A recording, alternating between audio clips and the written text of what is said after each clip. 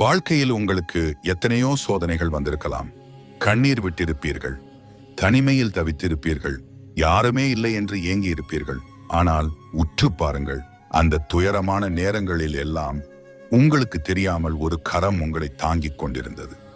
அதுதான் ஈசனின் கரம்.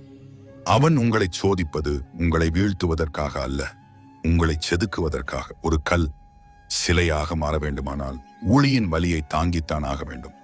நீங்கள் இன்றைக்கு அனுபவிக்கும் ஒவ்வொரு வலியும் நாளை நீங்கள் அடைய போகும் மகா ஆனந்தத்தின் தொடக்க புள்ளி. நம்பிக்கை வையுங்கள்.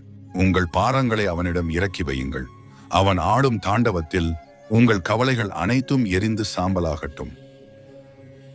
என் அன்பான பிள்ளைகளே, யார் உங்களை கைவிட்டாலும் நான் இருக்கிறேன். நீங்கள் என்னை தேடி எங்கோ ஓட வேண்டியதில்லை. உங்கள் ஒவ்வொரு மூச்சிலும், உங்கள் ஒவ்வொரு சொல்லிலும் நான் கலந்துதான் இருக்கிறேன்.